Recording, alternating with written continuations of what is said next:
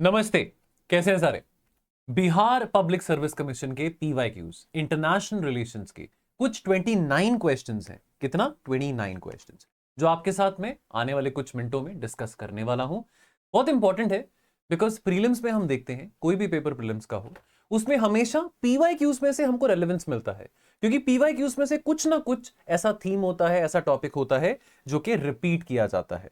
So therefore बहुत जरूरी है कि हम इन चीजों का ध्यान रखें और आशा करता हूं कि ये सेशन आपको काफी फायदेमंद और वैल्यूएबल लगेगा। पहला सवाल है, which one of the following industrial or economic corridors of India is being developed in collaboration with Japan? Chennai Visakhapatnam, Mumbai Bengaluru, Delhi Mumbai, Amritsar Kolkata, none of the above. एक इंटरेस्टिंग बात जो मैंने देखा बिहार के प्रीलिम्स के पेपर में, यहां पे ज्यादा ऐसे क्वेश्चंस नहीं है जो कि स्टेटमेंट बेस्ड हैं। अगर मैं आईआर की बात करूं, बाकी सब्जेक्ट्स का मैं नहीं कह सकता, अगर मैं आईआर की बात करूं तो एबीसीडी टाइप्स ऑप्शंस हैं। स्टेटमेंट बेस्ड क्वेश्चंस काफी कम थे जैसे यूपीएससी में होते हैं। तो इसका आंसर क्या है? इसका आंसर है दिल्ली मुंबई। आंसर सी है। देखिए करेक्ट आंसर है दिल्ली मुंबई इंडस्ट्रियल कॉरिडोर। एक बहुत इंपॉर्टेंट इंडस्ट्रियल डेवलपमेंट इनिशिएटिव है जिसका मकसद क्या है कि ये दो जो मेजर मेट्रोज हैं, एक भारत की राजधानी और दूसरा भारत का फाइनेंशियल हब, इसको कनेक्ट करने के लिए ये प्रोजेक्ट इनिशिएट करा गया था after MOU which was signed between the government of India and the government of Japan. कब? दिसंबर 2006 में। इसका सिग्निफिकेंस क्या है? ये जो इंडस्ट्रियल कॉरिडोर है इसके चलते कई सारे सेक्टर्स हैं, कई सारे इकोनॉमिक सेक्टर्स हैं जो कि अपने आप में इंटीग्रेशन को फैसिलिटेट करेंगे between the industry and the infrastructure. और ये जो फ्यूजन है that would lead to overall economic and social development, जो कि प्रोडक्टिविटी और क्वालिटी ऑफ लाइफ को भी इंहांस करेगा इन द एरियाज जहां पे ये कॉरिडोर कनेक्ट कर रहा है। और ये corridors world class infrastructure including high speed transportation networks बनाने में भी काफी योगदान कर रहे हैं। और ये इंफ्रास्ट्रक्चर सपोर्ट करता है even the movement of goods, the movement of people, which will obviously move and boost not only trade but also commerce and also the connectivity and the people to people mobility as well. All right, so ये कुछ important बातें हैं, यहां पे map में देख सकते हैं दिल्ली मुंबई इंडस्ट्रियल कॉरिडोर। ठीक है, अगला question, where was the ministerial meeting of the coordinating bureau of the NAM held in 2019? बहुत पर्टिकुलर और बहुत फैक्चुअल से क्वेश्चंस हैं। आमतौर पे हम देखते हैं कि यूपीएससी में ऐसे फैक्चुअल क्वेश्चंस नहीं आते, लेकिन यहां पे बहुत ज्यादा फैक्चुअल और पर्टिकुलर क्वेश्चंस हैं। क्या सही आंसर लग रहा है? इसका आंसर है वेनेजुला। अब देखो ऐसा क्वेश्चन या तो हमको आता होगा या नहीं आता होगा, बिकॉज ये बहुत हार्ड कोर फैक्चुअल क्वेश्चन है। देखो जो मिनिस्टीरियल मीटिंग है of the coordinating bureau of the non aligned movement that took place in Venezuela, ये 2019 की बात है। वेनेजुला का capital Caracas. So correct answer is a Venezuela. Now about the non aligned movement, देखो 2019 की जो meeting थी that was held in Caracas. Azerbaijan 2022 में हुआ। हिस्टोरिकल कॉन्टेक्स्ट की बात करें तो जैसे आप जानते हैं नॉन अलाइन मूवमेंट ये एक आइडिया था, नेहरू जी ने प्रमोट किया था जब कोल्ड वॉर अपने पीक पे था। तब 1960 में नेहरू जी के आइडिया के भरोसे जो थर्ड वर्ल्ड कंट्रीज हैं या जो ग्लोबल साउथ कंट्रीज हैं या वो कंट्रीज जो कि नया नया अंग्रेजों की हुकूमत से आजाद हुए थे, उन्होंने मिलके ये अलायंस बनाया नॉन अलाइन मूवमेंट का, जिसका एक उद्देश्य था कि हम ना तो सोवियत के साथ अलाइन करेंगे और ना ही हम अमेरिका के साथ अलाइन करेंगे, दोस्ती दोनों से बना के रखेंगे, लेकिन हमारा इंडिपेंडेंट स्टैंड होगा। एट ए टाइम जब दुनिया दो कैंप्स में बटी हुई थी, उस समय पे इंडिया ने आइडिया प्रपोज किया कि हमको किसी कैंप में जाने की जरूरत नहीं है। 1961 टू बी मोर प्रिसाइज, 1961 में इनॉग्रल नॉन अलाइन मूवमेंट का समिट हुआ था बेलग्रेड, जो कि यूगोस्लाविया की राजधानी थी। Okay, next question, Who was the permanent representative of India to the UN before Syed Akbaruddin? Again बहुत फैक्चुअल क्वेश्चन है। Hardeep Singh Puri, Shashi Tharoor, Ashok Kumar Mukherjee, Nirupam Sen, none of the above. देखो शशि थरूर तो बहुत पुराने हो गए ना, शशि थरूर तो इतने ज्यादा रिसेंट में नहीं होंगे। अब आपको यहां पे ये चीज अगेन या तो आती होगी नहीं आती होगी। इसका आंसर क्या है? अशोक कुमार मुखर्जी। देखो सैयद अकबरुद्दीन 2016 से लेके 2020 तक ये 4 साल के पीरियड के लिए सैयद अकबरुद्दीन जो थे परमानेंट रिप्रेजेंटेटिव थे भारत के to the UN. Ashok Kumar Mukherjee उनसे पहले थे, एक बहुत सीजन्ड इंडियन फॉरेन सर्विसेज के ऑफिसर हैं, बहुत इंपॉर्टेंट रोल प्ले किया था कई सारे इंपॉर्टेंट यूएन डिस्कशन में, खास करके वो एरियाज जो कि पीस कीपिंग और सस्टेनेबल डेवलपमेंट से ओरिएंटेड है। देन अगला सवाल ब्रिक्स सम्मेलन से रिलेटेड है। ब्रिक्स से रिलेटेड क्वेश्चंस हम हर एक कॉम्पिटिटिव पेपर में देखते हैं, चाहे वो स्टेट पब्लिक सर्विस कमीशन है या चाहे वो कोई और पेपर है, यूपीएससी है। ब्रिक्स समिट 2019 में कहां हुआ था? ब्रिक्स समिट 2019 में कहां हुआ था ब्राजील में। देखो अभी 2026 में ब्रिक्स का जो मीटिंग है वो इंडिया में होना है। कहां होना है? इंडिया में होना है। एंड देयरफॉर ये ब्रिक्स का जो मीटिंग है ये चेंज करता रहता है, बिकॉज ब्रिक्स का कोई परमानेंट सेक्रेटेरिएट या परमानेंट ऑफिस नहीं है, ये रोटेट होती है प्रेसिडेंसी, अल्फाबेटिकली ये रोटेट होती है। अब जैसे इस बार इंडिया के पास है 2026 में, ऑलराइट। 2025 में अगेन किसके पास थी, वो आप मुझे कमेंट में बताएंगे कि 2025 में ब्रिक्स की प्रेसिडेंसी किसके पास थी, ऑलराइट। ओके, ब्रिक्स एक एक्रोनिम है, यानी कि Brazil, Russia, India, China, south Africa. ये एक्रोनिम एक गोल्डमैन सैक के इकोनॉमिस्ट रहे थे जिम ओनील, उन्होंने 2001 में ये एक्रोनिम दिया था और ये कहा था, भविष्यवाणी करी थी कि 21वीं सदी में ना ये 5 देश होंगे जो अमेरिका और जो वेस्टर्न यूरोपियन कंट्रीज हैं उनके बल को चैलेंज कर सकते हैं, उनके इकोनॉमिक स्ट्रेंथ को चैलेंज कर सकते हैं, और इन 5 देशों में वो क्षमता है कि वो एक नया फाइनेंशियल ऑर्डर का निर्माण भी कर सकते हैं। Which among the following is not a member of the Quad? Quad एक इनफॉर्मल स्ट्रेटेजिक डायलॉग है। इंडिया है, जापान है, ऑस्ट्रेलिया भी है, चाइना नहीं है। चाइना नहीं है तो इसमें आंसर क्या है? सी, China.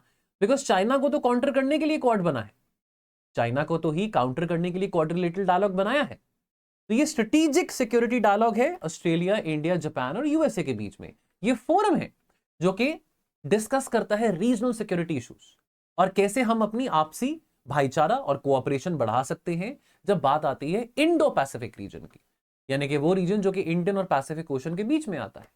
China is not a part of this grouping. China को तो काउंटर करने के लिए, not militarily, non militarily counter करने के लिए ये फोरम बना है।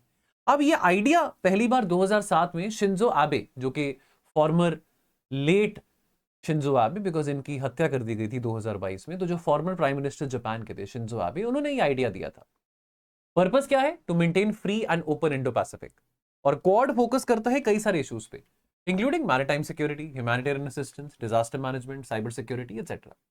Quad is seen as a counterbalance to China's growing influence in the region. The 4 countries, they have been increasing their cooperation through joint military exercises, through diplomatic dialogues and even through economic activities. Next question. अब again बहुत पेचीदा और बहुत factual question है. Who represented India's perspective in the 5th BRICS Culture Ministers meeting, which was held through a video conference in September 2020? मुझे मत कहना कि सर ये कैसा क्वेश्चन लेके आए हो, भैया आपका PYQ है, मैंने नहीं बनाया क्वेश्चन। अब अगेन ऐसा क्वेश्चन आपको या तो पता होगा, नहीं पता होगा, कैसे बताएंगे? इसका आंसर क्या है? आंसर है प्रहलाद सिंह पटेल। आंसर है प्रहलाद सिंह पटेल। इसका आंसर मुझे भी नहीं पता था, मैं कोई महान बंदा नहीं हूं, मैं कोई चैट जीपीटी नहीं हूं चलता फिरता, मुझे भी सर्च करना पड़ा बिकॉज बहुत फैक्चुअल क्वेश्चन था।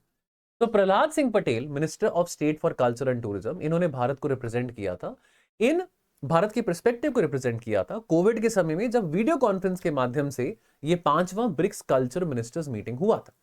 क्या मुझे कमेंट में बता सकते हैं कि ये जो ब्रिक्स की प्रेसिडेंसी थी 2020 में, वो किसके पास थी? ब्रिक्स के बारे में आपको मैंने बताया। अब ब्रिक्स में एक्सपेंशन हो चुका है, जैसे आप जानते हैं Iran, Egypt, Ethiopia, UAE, Indonesia, Saudi Arabia, ये एक देश भी हैं। 6 देश हैं जो कि ब्रिक्स में आ चुके हैं, और ब्रिक्स 5 से 11 देशों का ब्रिक्स बन चुका है। ब्रिक्स का कोई चार्टर नहीं है, ब्रिक्स की कोई करेंसी नहीं है, ब्रिक्स का कोई फिक्स सेक्रेटेरिएट नहीं है, ब्रिक्स में कोई परमानेंट ट्रीटी बेस्ड ऑर्गेनाइजेशन नहीं है, ऑफिसेज जो है, प्रेसिडेंसी जो है वो रोटेट होती है। Where was the 36th ASEAN summit virtually held in June 2020? हर साल एशियान का मीटिंग होता है, हर साल नवंबर के आसपास होता है, लेकिन 2020 एक एक्सेप्शन था बिकॉज वो कोविड ईयर था, तो अधिकतर जो मीटिंग्स थी वो ऑनलाइन ही हो रही थी। इसका आंसर क्या है? वियतनाम। इसका आंसर है वियतनाम।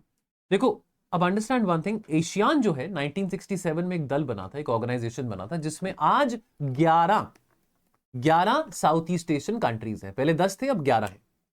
देखो, इंडोनेशिया में सेक्रेटेरिएट है एशियान का। 2025 में एशियान का जो प्रेसिडेंसी थी मलेशिया के पास थी, 2026 में फिलीपाइंस के पास है। और एशियन में 11वां मेंबर कौन सा आया है? Timor Leste. तिमोर लेस्ते जो है वो 11वां मेंबर है, तो 10 से अब हो गए 11। Which Arab state has started first nuclear power plant? Which Arab state has started first nuclear power plant? बताइए क्या आंसर लग रहा है आपको? बहुत वेग सा क्वेश्चन लगेगा, बट पहला न्यूक्लियर पावर प्लांट शुरू किसने करा है? शुरू किसने करा? ऑपरेशनल कौन सा है? बात ऑपरेशनल की हो रही है, तो आंसर यहां पे है यूएई, ऑपरेशनल। यूएई ने पहला nuclear power plant in the Arab world को ऑपरेशनलाइज किया है। क्या नाम है? The Barakah nuclear power plant, जो कि अबू धाबी में है, और इसके कमर्शियल ऑपरेशंस अगस्त 2020 में हुए थे। तो करेक्ट आंसर है C, UAE। Then recently in USA operation MAGA is related to MAGA, MAGA, which is make Donald Trump का जो कैंपेन है, डोनाल्ड ट्रम्प का कैंपेन ऑफ री इलेक्शन, और ये जो make America great again campaign है। Alright, operation MAGA refers to Donald Trump's reelection campaign strategy which stands for make America great again. तो technically इसमें E भी कह सकते हैं हम, more than one of the above, because इसमें D और बी दोनों ही सिमिलर है। Alright, now which was the first Arab state जिसने पीस डील, जिसको हम अब्राहम अकॉर्ड भी कहते हैं, साइन करा था इजराइल के साथ? The answer is Egypt. 1979 में through the camp David accords ये पीस डील साइन किया था। और अंडरस्टैंड वन थिंग, कि 2020 में बहरीन, UAE, सूडान, इन देशों ने इजराइल के साथ अब्राहम अकॉर्ड 2020 में साइन किया है। जॉर्डन की बात करें तो जॉर्डन ने 1994 में साइन किया था। और अगर आपसे पूछूं कि अब्राहम अकॉर्ड का मतलब क्या होता है, तो सीधी सी बात है, स्वीकार करना डिप्लोमेटिक संबंध को, राजदूत संबंध को विद इजराइल। ऑलराइट, तो करेक्ट आंसर इज इजिप्ट। सबसे पहले इजिप्ट ने किया था। Sargasso Sea is a part of, ये क्वेश्चन CDS के पेपर में, CDS 2026 के पेपर में भी आया है। Sargasso Sea is a part of the North Atlantic Ocean. देखो यहां पे मैप देखो सरगासो सी का। सरगासो सी एक ऐसी सी है जिसका कोई कोस्ट लाइन नहीं है, कोई land coast line Sargasso Sea में नहीं आ रहा, ओपन सी है। ऑलराइट, इसके आसपास करंट्स हैं, वार्म वाटर करंट्स हैं और कोल्ड वाटर करंट्स हैं।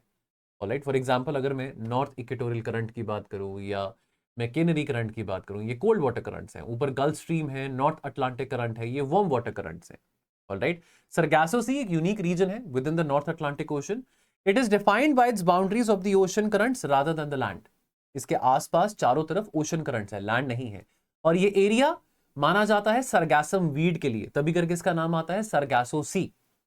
ऑलराइट, तो Gulf Stream to the west, North Atlantic Current to the north, the Canary Current to the east and North Atlantic Equatorial Current to the south. Alright, what is the boundary line between India and China? Radcliffe line, India Pakistan, Durand line, Afghanistan Pakistan, Indira point तो कोई line नहीं बनी, McMahon line, yes absolutely, India China के बीच में McMahon line आती है in the Arunachal sector, in the Arunachal sector. Indira point ये अंडमान निकोबार आइलैंड्स में है। इंदिरा पॉइंट जो है southernmost tip of India है, and it is named after our former prime minister late Shrimati India prime minister Indira Gandhi ji. Alright, Durand line 1893 में दुरंत line जो establish हुआ था अफगानिस्तान पाकिस्तान के बीच में, मैकमोहन लाइन ये रहा, ये डिमार्केट करता है अरुणाचल को फ्रॉम चाइना। इंडिया में जो अरुणाचल सेक्टर को डिमार्केट करता है with China, McMahon line. Alright, McMahon line बनी थी 1914 में, शिमला अकॉर्ड हुआ था, और ये बाउंड्री थी between the Indian state of Arunachal and the Tibet Autonomous Region of China. तब तिब्बत ऑटोनोमस था, तब People's Republic of China exist नहीं करता था। The UNGA has adopted an India-sponsored resolution on multilingualism. Which language is mentioned in that for the first time? क्या लग रहा answer? Answer is Hindi. तो correct answer is Hindi. The UNGA has adopted an Indian-sponsored resolution on multilingualism, जो mention करता है हिंदी भाषा को पहली बार।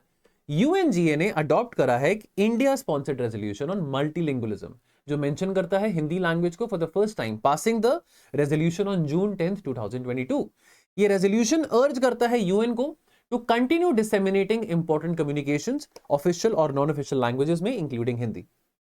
Multilingualism is recognised as a core value of UN. जो 6 ऑफिशियल लैंग्वेजेस हैं यूएन की, उसमें Arabic, Chinese, English, French, Russian और स्पेनिश आता है। इंग्लिश और फ्रेंच जो है वो वर्किंग लैंग्वेजेस हैं फॉर द यूएन सेक्रेटेरिएट।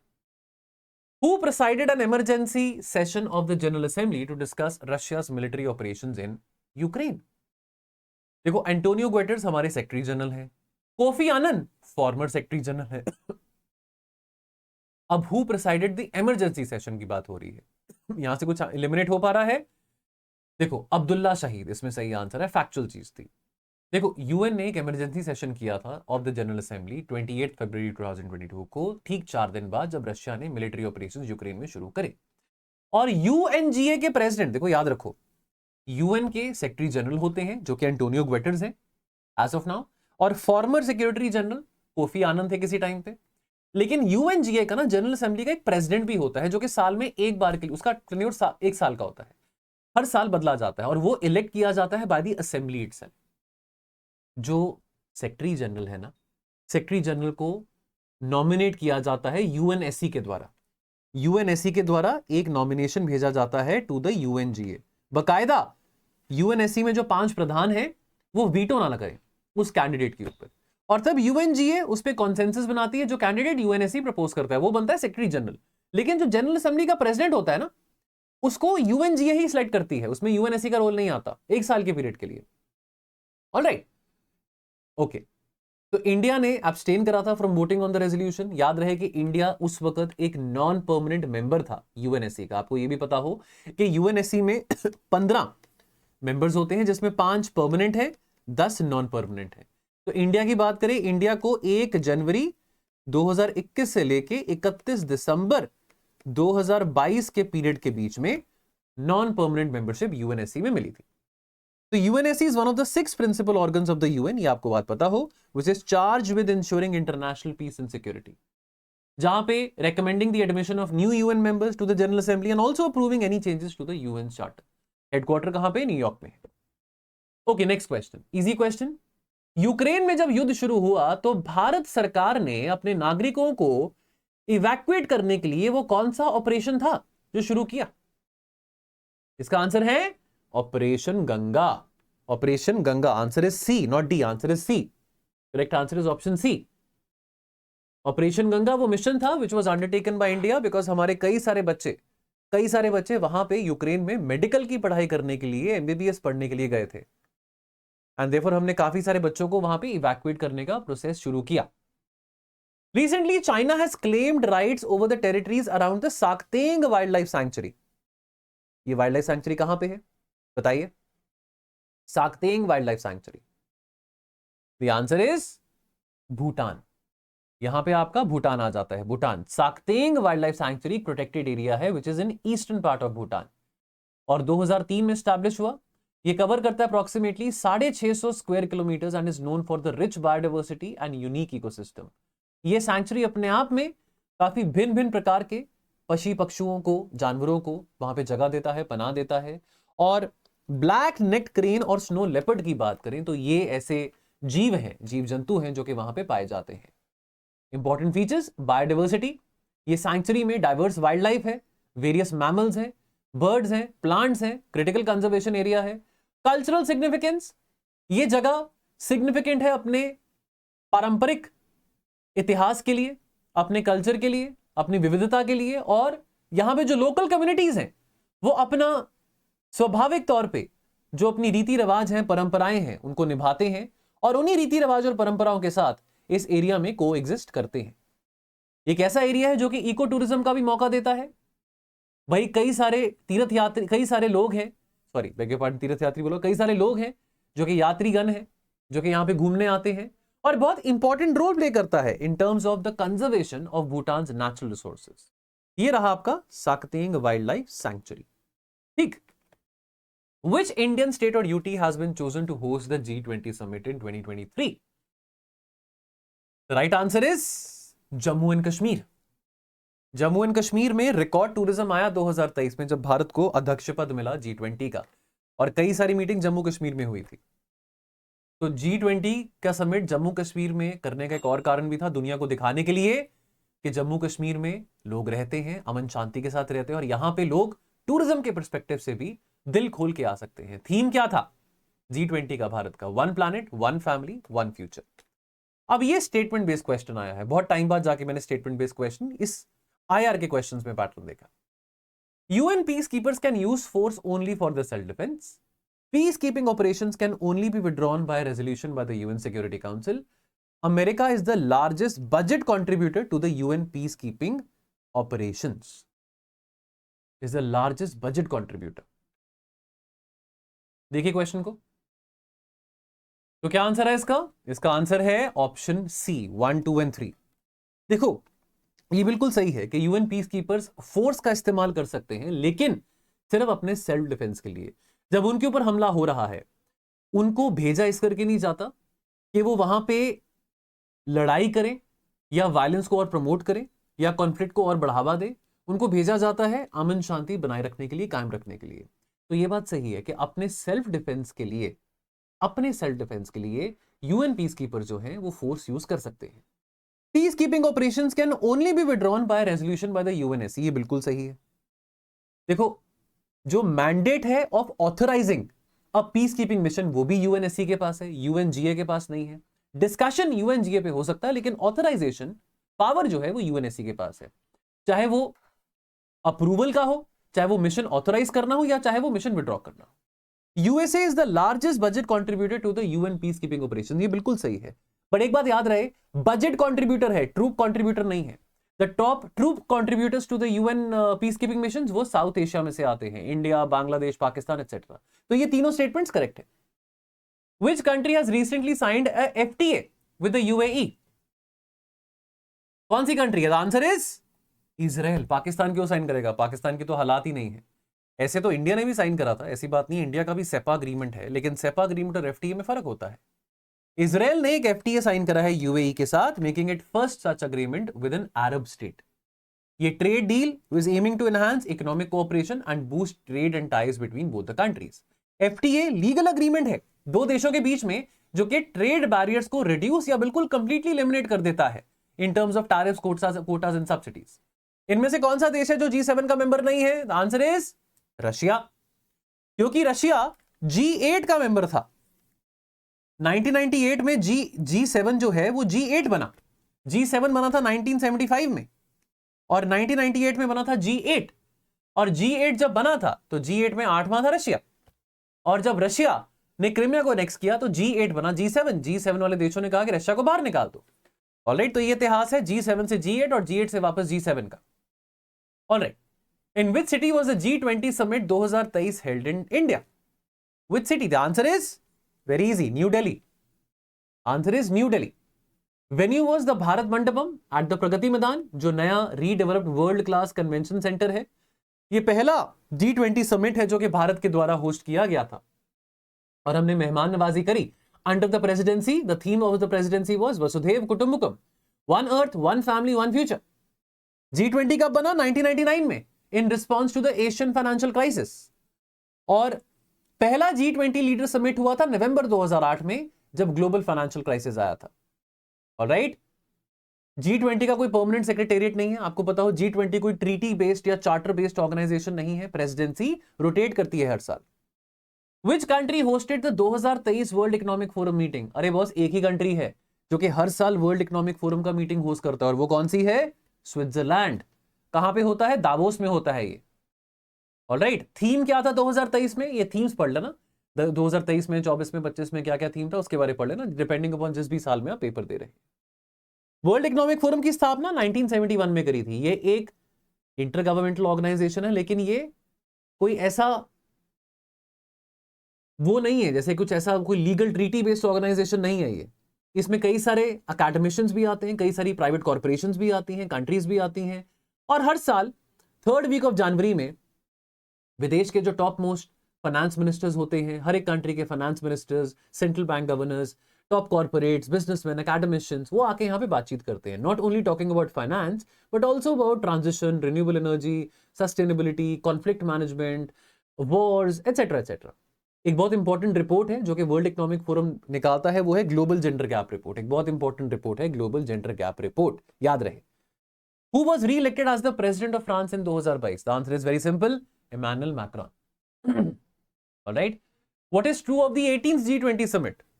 क्या वो रियो डी जेनेरो में हुआ था? क्या उसका थीम ये था? Rio de Janeiro declaration emphasized the taxation of billionaires. What is the answer? None of the above. 18th G20 summit हुआ था भारत में 2023 में, और थीम क्या था? वसुधैव कुटुंबकम। ऑफिशियल वेन्यू क्या था?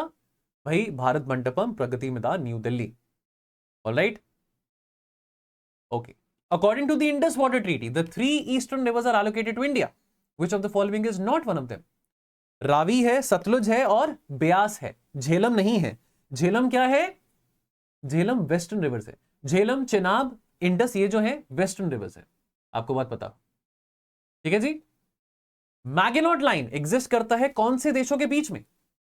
मैगेनॉट लाइन, अब ये फैक्चुअल क्वेश्चन है। मैगेनॉट लाइन एग्जिस्ट करता है फ्रांस और जर्मनी के बीच में। मैगेनॉट लाइन एक डिफेंसिव फोर्टिफिकेशन सिस्टम है जो कि फ्रांस के द्वारा बनाया गया था along the eastern border with Germany, और इसमें पार्शियली इटली, लग्जमबर्ग और स्विट्जरलैंड भी आ जाते हैं। ये 1929 से 1938 के बीच में बनाया गया था, नेम्ड आफ्टर एंड्रे मैगेनॉट, जो फ्रेंच मिनिस्टर ऑफ वॉर थे। पर्पस क्या था? To prevent German invasion after the world war 1। लेकिन वर्ल्ड वॉर 2 के दौरान German army bypass the Maginot line through Belgium, rendering it ineffective. This was an important lesson in military strategy, जो often discuss करा जाता है world history में भी।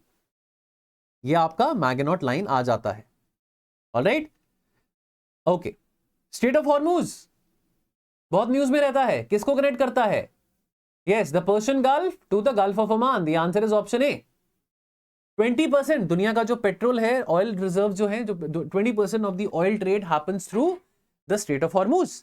बहुत नारो कॉरिडोर है, 33 किलोमीटर का नारो स्ट्रेट है ये स्ट्रेट ऑफ हॉर्मुज। और मेजर पोर्ट्स कौन से हैं स्ट्रेट ऑफ हॉर्मुज के पास में? बांदर अब्बास एंड मस्कट, जो कि ओमान में है।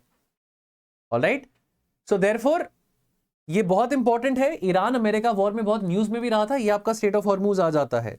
यहां पे पर्शियन गल्फ है, यहां पे आपका गल्फ ऑफ ओमान आ जाता है। ये आपका गल्फ ऑफ एदन आ गया, लेकिन पर्शियन गल्फ कनेक्ट करता है गल्फ ऑफ ओमान और पर्शियन गल्फ को। आपको ये बात याद रहे। Where is ground zero? Ground zero is New York. Ground zero term use किया जाता है जो 9/11 अटैक्स हुए थे वर्ल्ड ट्रेड सेंटर पे। So the term ground zero originally referred to the point on the Earth's surface closest to a nuclear explosion, but after the 9/11, it became widely associated with the location of Twin Tower collapse, जहां पे 3000 से ज्यादा लोग मारे गए थे। Option B is correct. Which of the following isthmuses has been known as the Devil's Neck? Factual question है, पता होगा तो पता होगा, नहीं तो नहीं सी। Answer is the Kara Isthmus. Kara Isthmus ये रहा आपका। यहां पे आपका गल्फ ऑफ थाईलैंड आ जाता है और यहां पे आपका इस्थिमस ऑफ करा आ जाता है। इस्थिमस ऑफ करा, इसको डेविल्स नेक कहते हैं। नैरोएस्ट पार्ट है मलेशियन पेनिनसुला का, जो कि कनेक्ट करता है थाईलैंड को in the north and Malaysia in the south. नीचे मलेशिया आ गया, ऊपर थाईलैंड आ गया। ऑलराइट, ये इस्थिमस 44 किलोमीटर वाइड है at its narrowest point between the gulf of Thailand and the Andaman sea. ये आपका अंडमान सी है, ये आपका गल्फ ऑफ थाईलैंड है, ये आपका इस्थिमस करा आ गया। ऑलराइट, ये जो करा कनाल प्रोजेक्ट है, ये एक प्रपोज्ड मैन मेड वाटरवे है across the isthmus. This has been under discussion for decades to connect the Indian Ocean and the Pacific Ocean directly, avoiding the long route by the state of Malacca. और अगर isthmus of Panama की बात करें, Panama canal ये connect करता है North America South America को, West Coast of America to East Coast of America को कनेक्ट करता है। हम बात करें कैरेलियन इस्थमस को, this is between Russia and the gulf of Finland. अगर बात करें इस्थमस ऑफ कोरिंथ को, तो ये कनेक्ट करता है Peloponnesian peninsula with mainland Greece. दोस्तों, आपको बताना चाहूंगा कि बिहार पब्लिक सर्विस कमीशन के लिए हमने एक फाउंडेशन बैच निकाला है, जहां पे इसमें खूब सारे फीचर्स हैं। एनसीईआरटी है, सीसैट के वीडियो लेक्चर्स हैं, कंप्लीट जीएस और बिहार जीके का सिलेबस कवरेज है, करंट अफेयर्स की पीडीएफ आपको मिलेंगी, बीपीएससी के पीवाईक्यूज के पीडीएफ्स हैं, प्रीलिम्स और मेंस की टेस्ट सीरीज है, और साथ में टेलीग्राम सपोर्ट भी रहेगा। ये सारा का सारा कोर्स लगभग 11,999 रुपए का है, 999 रुपए का है, जिसपे आपको डिस्काउंट भी मिलेगा। कॉल करें टोल फ्री नंबर पर और जुड़े हमारे इस फाउंडेशन कोर्स में। धन्यवाद, नमस्कार।